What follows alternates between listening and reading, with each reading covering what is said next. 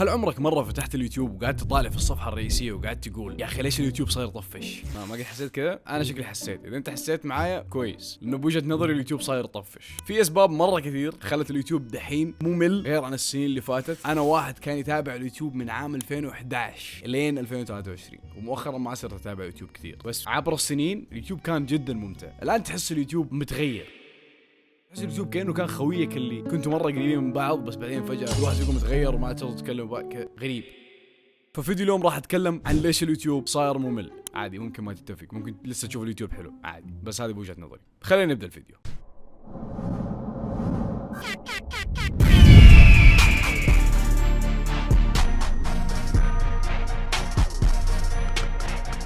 السلام عليكم، معاكم هنودي اوس، واذا ماكم مشترك حاب تصير من الاوسمين نزل تحت تسوي سبسكرايب، واذا حاب تصير اوسم مره اسطوري ليفل ماكس نزل تحت تسوي لايك، خلونا نوصل هذا الفيديو اكثر عدد ممكن من اللايكات.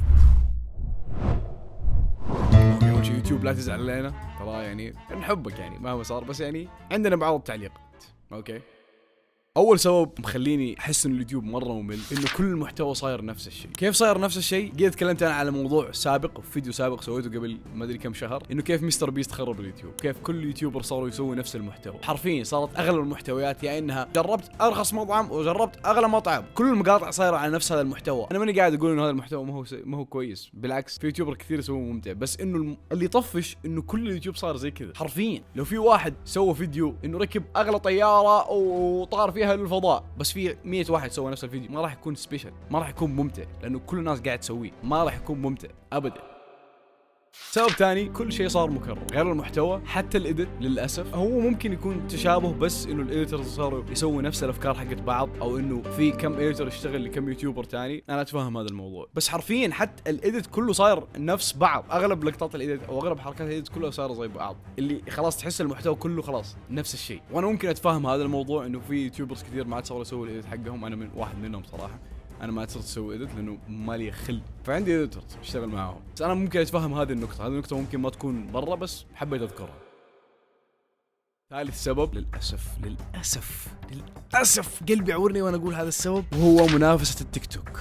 اوه ماي جاد، انا من سنه واكثر قاعد اشوف ذا الموضوع من قبل لا استعمل تيك توك. يوتيوب انهزم من التيك توك للاسف. انا اتكلم في عدد الناس اللي تتفرج. يوتيوب مره صار له ناس قليل يتابعوه مقارنه بالتيك توك، لانه التيك توك اسرع، التيك توك اسهل. التيك توك، شوف التيك توك مره كسول بس مره ذكي. التيك توك قاعد يطلع لك مقاطع 6 ثواني 7 ثواني يا عمي لين دقيقه و50 ثانيه، والناس تتفرج وتقلب وتقلب وتقلب وتقلب. هذا الشيء خلى الناس تتعود على المحتوى اللي مره قصير. ليش كل يوتيوب صار يسوي شورت، انستغرام صار يسوي ريلز؟ انه كل التطبيقات هذه عارفه انه هذا المحتوى قاعد يجيب، الناس قاعد تتفرج، تيك توك قاعد يكبر. في احصائيه شفتها وما ادري صحيحه ولا لا، انه متوسط المشاهدات للمستخدم الواحد بالتيك توك يوصل 52 دقيقه، اما اليوتيوب 11 دقيقه. شايفين الفرق؟ بس الفرق هو انه اليوتيوب فيه محتوى طويل، عارف، والدقائق طويله، وقت المشاهده المفروض يكون كثير. بس تيك توك انت قاعد تشوف فيديو 5 ثواني 7 ثواني 6 ثواني، ان كثرت مره 20 ثانيه، وتقلب اللي بعده، تقلب اللي بعده، تقلب اللي بعده، تقلب اللي بعده، تقلب اللي بعده، وانت ما تحس بالوقت. هي مره قصيره بس انها مره كثيره ورا بعض الفيديوهات. بس يوتيوب انت بتشوف فيديوين وبس بتمشي. يعني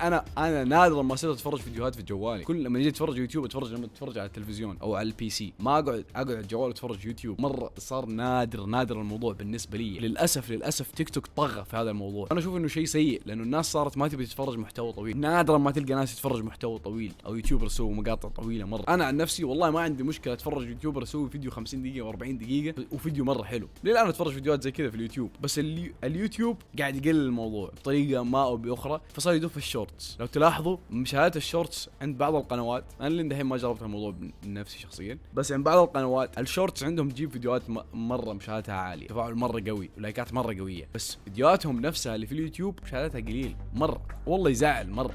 اليوتيوب مره قاعد يفقد هويته. هو تعرف اليوتيوب ايش قاعد يسوي دحين؟ انا اقول لك باختصار، اليوتيوب هو خالك اللي بيصيد جو. انت تحب التيك توك؟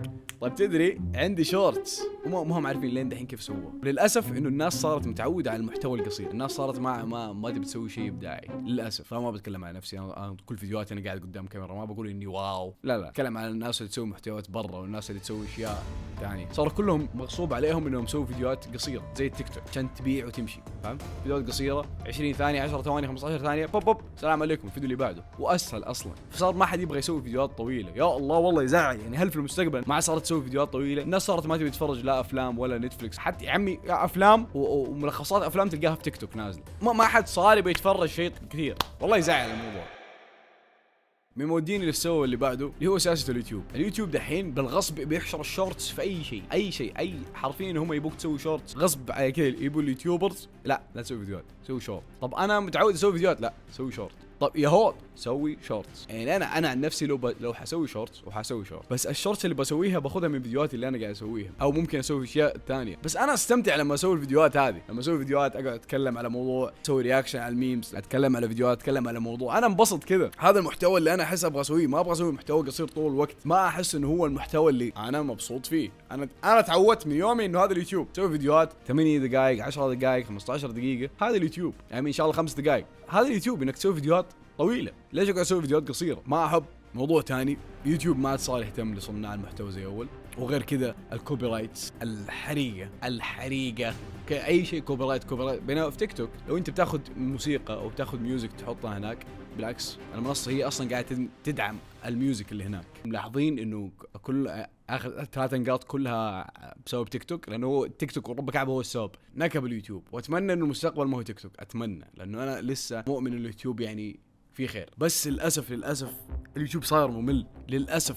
انا دحين قاعد افهم ليش في قنوات كبيره مره وصناع محتوى كبار سابوا اليوتيوب. للاسف دحين قاعد افهم هذا الموضوع. يعني قنوات مره كبيره زي تلفاز، قناه سعودي جيمر وغيرهم ليش سيبوا اليوتيوب؟ يمكن هم سيبوه في وقت احسن، بس الوقت الحالي انا بالنسبه لي اشوف ان اليوتيوب مره سيء للاسف. ما بتكلم عن صناع محتوى، اتكلم بشكل عام.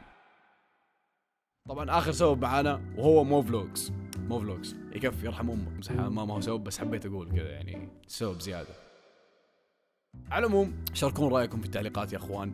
هل تحسوا اليوتيوب صاير ممل؟ شاركني رايك يا متابع بكل صراحه. هل انت قاعد تستخدم تيك توك اكثر او يوتيوب اكثر؟ لاني انا من يوم ما حملت تيك توك وقعدت اشوف الاشياء اللي فيه، كل امانه الفور يو بيج حقي صار يجيب لي اشياء خلاص نفس الاشياء اللي بشوفها في اليوتيوب بشكل اقل، يعني مبسطه. صرت اشوفها في تيك توك، ما صرت احتاج اشوفها في اليوتيوب. وهذا الشيء مره اثر انه انت صرت تبغى المحتوى السريع. بس انا عن نفسي لا، انا ما عندي مشكله اتفرج اشياء طويله، مثلا فوق 11 دقيقه 15 20 دقيقه، بالعكس انبسط. اتكلم على اليوتيوب. طبعا منصات ثانيه زي نتفليكس وزي كذا اكيد بتتفرج مسلسل، يعني اكيد ما تتفرج مسلسل 5 دقائق، بس انا اتكلم على اشياء يعني زي المحتوى اللي قاعد تشوفها صار اسهل عليك انك تشوفها في تيك توك، لانك انت بس تمسك جوالك تقلب على طول ورا بعض امورك تمام خلاص، وتشوف محتوى ثاني. تشوف يمكن كذا يعني 10 محتويات في اقل من 10 دقائق، اما كان اكثر كمان في 10 دقائق تشوف محتويات مره كثير. بس في التيك توك والله التيك توك اثر، والله مزعلني الموضوع هذا. التيك توك هذا مره اثر، مو عاجبني الموضوع. يوتيوب تكفى، شوفوا لنا حل. على العموم شاركون رايكم في التعليقات. هل اليوتيوب صار يطفش او هل انت مستمتع؟ لاني انا عن نفسي بكل امانه اليوتيوب ما صار يلهمني زي زمان للاسف. ما عمري في حياتي تخيلت اني اقول هذا الشيء، بس اليوتيوب ما صار يلهمني زي زمان. ثالث مره اقولها. شاركون رايكم. بس كان معكم الفيديو اوسم، تشوفون فيديوهات جايه ان شاء الله، ويلا سلام عليكم. أنا الشخص اللي ما تقدر تدمرني استحالة، أنا اللي كافح وما يشكي من هم البطالة، نفس الشاب اللي المجتمع قال عنه عالة، قالوا أفكاره فاشلة، قالوا أفكاره ضالة. أنا مشيت فوق كل حاجز كان قدامي، أنا اللي حاول يبعد بين